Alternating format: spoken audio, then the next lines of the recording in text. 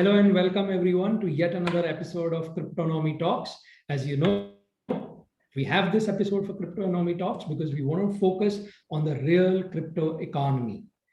There's a lot of buzzwords, a lot of people claim to know a lot of things about crypto, but there are very few individuals who truly understand what is crypto, why it matters, why it is impacting us today, and why there lies a future in which crypto will become an integral part of our overall economy.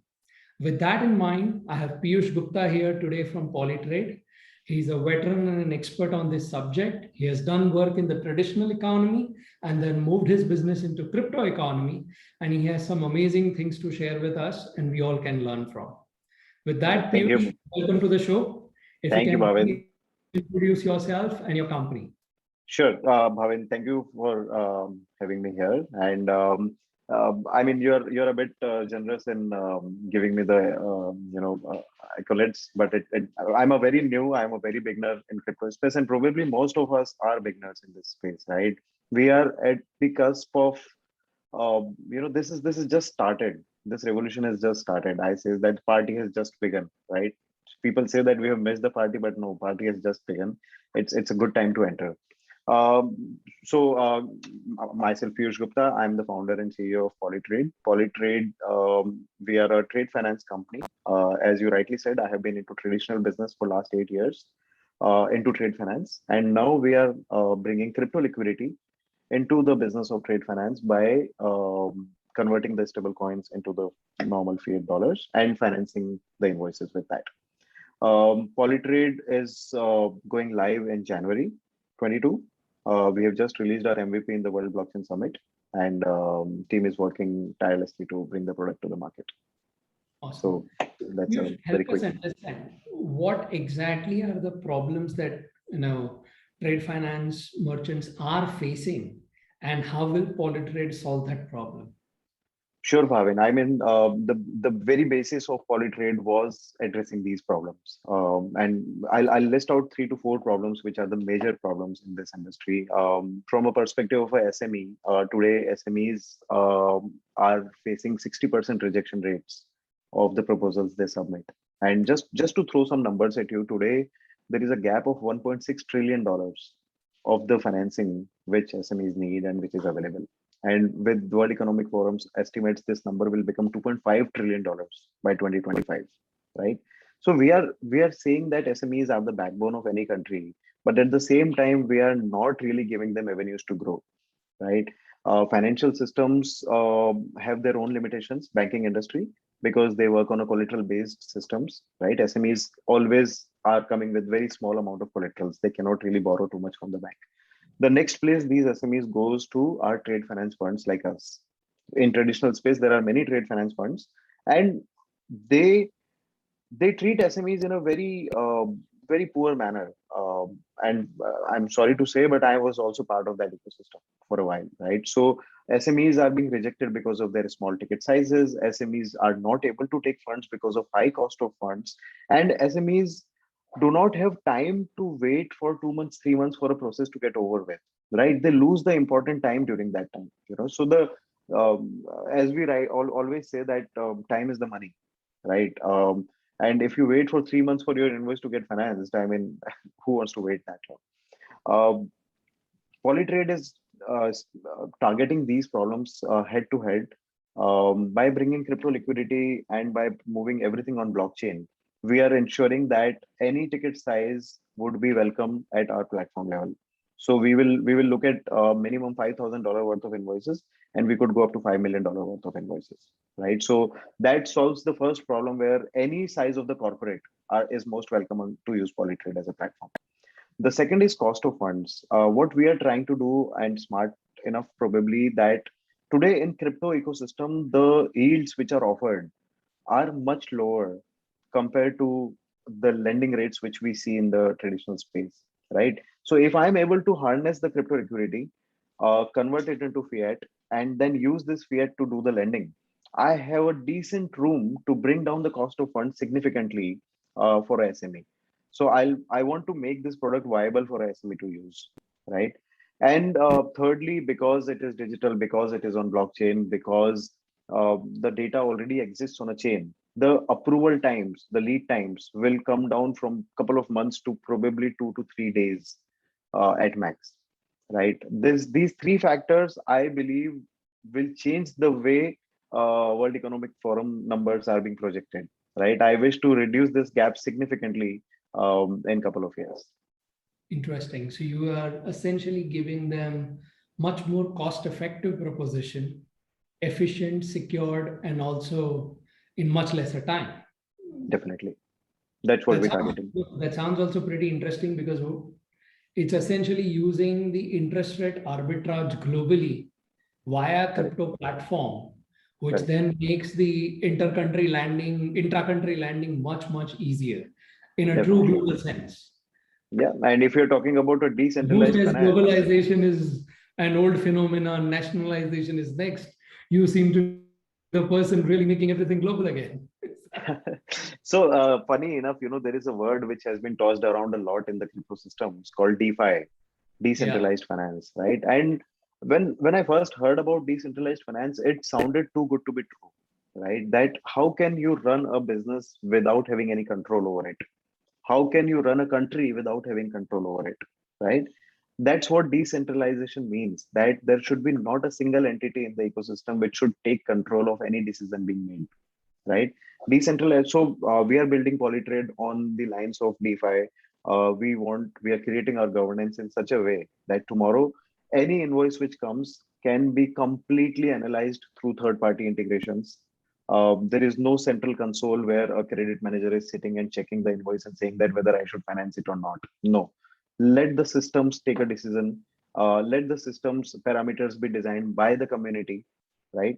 So it becomes a definitely true. not just one party as a lender, as you, the primary lender, but multiple Exactly. lenders can also join your platform and choose to participate in any transaction. Exactly. So not on the transaction basis. When it looks at the parameters, why a credit decision is being made, those parameters can be decided by the community, right? God. So that would truly become a decentralized finance in our view. Yeah, at least a decentralized decision making for sure. Definitely. And that's a good step in the right direction. That's great. Look, but a lot of talks about crypto, right? And a lot of people feel, is this the next tulip mania, where everyone's talking crypto, crypto, and it's going up, and one day it crashes, and someone decides to tweet, crypto goes up. Someone wakes up on the wrong side of the bed, crypto goes down. So, what's Definitely. your view on Uh, crypto? as I said, party has just begun, right? The volatility exists because there are certain hands where this is majorly controlled today, right? Retailers are not yet part of the ecosystem. So let's take an example of a real world which we have probably experienced in our lifetimes. Um, there were these telephones earlier, right? The old telephones, right? Um, every call used to be, if I don't I mean you have used it, but there were times where you make a trunk call for calling international, and you used to pay any amount of money Yep. for 1 minute, right? And people used to hung up within one minute so that they don't pay extra. Today calling has become a thing, right? Another good example one of my colleagues gives is, there was banking, and then there was internet banking, right? Yep. Both were separate phenomenon. Yep. Now there is banking, which automatically understood is internet banking, right? Correct. A thing becomes a thing when it is adopted by the masses. When there is a retail participation happens to an extent that it becomes a normal day-to-day routine, then it becomes a very stable thing in And life. you see that happening with cryptos. We are seeing that happening at a rapid pace, which we have not seen in past adopting anything in life, right? So Look, I challenge you a bit there. Is it still true that 95% of the minted coins are essentially controlled by 5 or 6 wallets in the world? um, not five or And what six we are wallets. seeing is the trade, which is more a CFD kind of transaction where you contract for difference rather than the actual Bitcoins moving from wallet to wallet.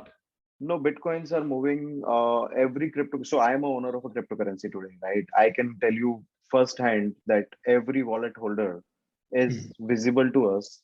We know which direction the currency is moving, which hands are it is exchanging, right? It is as transparent as it could be. Okay. Mhm. The one thing about blockchain is that it brings you amazing transparency, right? So for the first Bitcoin which is minted, and if you want to trace it till date, you will have Yep. the full ledger available, right? So you Correct. know exactly it is not just moving between four hands, right? Yeah. It has probably moved a million hands by now, or a billion hands. So I wouldn't agree there. I would say that yes, mass adoption is the key to make it Mhm. more stable ecosystem. But Right. we are reaching there. We'll be there So very how do soon. you see cryptos today? Are they currency or they are an asset class? Uh, I would never call it a currency. I would Okay. never call it a currency. Okay. So just like today, you have US dollars and you have every country has its own currency, right? And which is pegged by a major currency like dollars or euros, and they Yeah. control the supply everywhere. In crypto, that that stage is quite far yet. Okay. And Okay. I'll tell you, but this is purely my belief. I might be completely wrong over here, but we will see eruption of digital currencies of every country. And Mhm. as we speak, China is already claiming they are working towards it. Yeah. India is already claiming they are working towards it. A country's digital currency will be the currency of that country, right? Okay. Um, the transactions of, let's say for argument's sake, we call it Chinese renminbi CNZ, okay, as a digital currency. You can do your trades in CNZ, but CNG is interconvertible with your Bitcoins and Ethereums, right? Mhm. But Bitcoins and Ethereums will always remain an asset class, as per my view, right? Those digital currencies which come into existence of a particular country will become the real currency for them to trade. Correct. So it seems you are a big believer of CBDCs, central bank Why not? digital currencies. Why not? Why not? I mean, Interesting. that will, if a, see, we live in a world, Bhavin, where things have been controlled by governments, right? You suddenly cannot say that, oh, let's break free. You know, there is no government from tomorrow. Everybody is their own boss, right? You know how what will happen to the world, right? Look, our civilization has not progressed enough to have that level of self-discipline, right? And it And will never happen. I've always used an example with everyone that we all can say that everyone wants freedom, this, that, and others. But if the true freedom exists, why do we barely have a country where euthanasia is allowed? Right? That's true. That's a true freedom. Yeah, yeah, Let it yeah. be my choice what I want to do with my life. But it's not, right? It's not. It's It's not. not. In majority of the country, it is not. And we believe that is right. So Yeah, then if we believe that is right, then we believe in the principle of morality. right. What we see as a government is just the reflection of our current civilization's belief in I morals. agree. I And it agree changes completely. with time, it changes with generation. And that is the reason I believe that these government controlled cryptocurrencies will eventually play a role of mass adoption, right? Because when a government says that I want to at least know how much currencies are being traded in my country, Hmm. what is the amount of wallet holders who are holding Ethereum, right? The only way to know that is by allowing people to buy Ethereum only through my currency, Right. right? So if you are spending $100 of my currency, I know exactly what you bought. But Piyush, with so many currencies, so many coins coming up every day, right? How does one keep a track? And how does one decide which one to go for, which one to not go Bhavin, the investment principle never changes, right? You have been a financial jargon in your life. You know that today's stock market is no different, right? You have thousands and thousands of stocks listed in every country, right? How do you pick up a good stock? How do you invest in a good company? By looking at the fundamentals, right? Crypto is no different. Yes, I agree completely. Every Tom, Dick, and Harry tomorrow comes out with a coin and says that for? So I'm listed Piyush, here. tell me, how do I look for a fundamental in a coin today when there is Uh, no underlying asset in most cases? So look at the business. What is the business underlying business of that company? Every coin is trying to solve either a problem or has Hmm. some utility, right?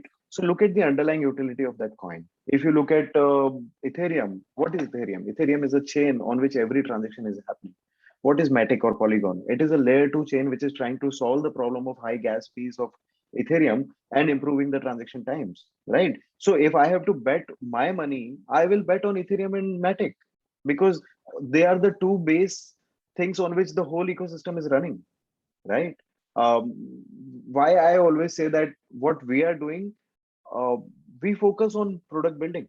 Mhm. Polytrade is only focusing on product building because till the product is not there, everything is just an idea, Mhm. right? If I'm not able to finance a single invoice with the cryptocurrencies, it is all a talk, Exactly. right? It's all a talk and bubbles and no real substance. Exactly, exactly. But please help me understand so many views about crypto, right? Positive views, negative views, multiple views. Some countries have outright decided to ban, and some countries are fully promoting it. It's quite a confusing state, right, as you see For today. sure. How do you see this flux getting settled? And when do you see this getting settled? Um, I would say we are not too far with the first country declaring Bitcoin as a legal tender. That's the first step towards making this happen. The delays will keep happening till government finally comes out with their own plans, right? And it is not easy for large countries like India and China to make a consensus and come out with a plan immediately. So you will keep seeing these ups and downs, banning of currencies, then adoptions, then banning, right? We have seen these ups and downs within the same country happening, right? So Right. China has banned mining, that you cannot mine Bitcoin in our country. Why? Because they want people to mine their own currency, Of right? course. Now, so it's a gradual process. They will first stop the external parties, then they will start producing their own, right? And then you become a self-sufficient economy by yourself. So Classic manufacturing, right? exactly. You stop manufacturing to export. You first do the domestic demand. Exactly same principle China runs always, right? First produce enough to self-sustain, then produce more to supply to the world, right? Mr. Modi, our Prime Minister, also says the same thing, right? To promote exports, you have to first adopt Make in India. Yeah, So when you make in India and you make country self-sufficient, then you will start exporting. So agreed, that's my Piyush. short Look, in the interest of the time, I have one key question, and probably the piece. last one. Number of young people, number of people from the industry are all aspiring to become an entrepreneur, especially in the tech space, crypto space, fintech space, right? What would be your advice to such aspiring people? What would you say from So learning Bhavin, journey? we have taken a very important step, which we believe is necessary today, is that we are trying to reach out colleges, and in their third year and fourth year, we want to promote these lectures on blockchain, real live use cases on blockchain, so that these kids understand the product rather than looking at the monetary value of it. See, still 99% of the people understand crypto as a punting class where they can quickly make money and buy a Ferrari tomorrow, right? But that's not really true, and it will never be true going forward, right? So if you understand what is blockchain, what is the key principles, what is the technology behind, it will become much easier for you to make a career choice. And the young generation is the idea budding generation, right? They are much creative than any of us can ever be. I mean, the new generations, if they know this technology better, they can change the world with this technology. So I would say that a lot of education is should be given in these spaces. Brilliant. Piyush, thank you so much for joining us today on Thank you, Cryptonomic Talk. Bhavin. It was really insightful, very engaging, and I am very sure our viewers would love to hear your views. And thank you so much for joining us again. Thank you, Bhavin. Thank you.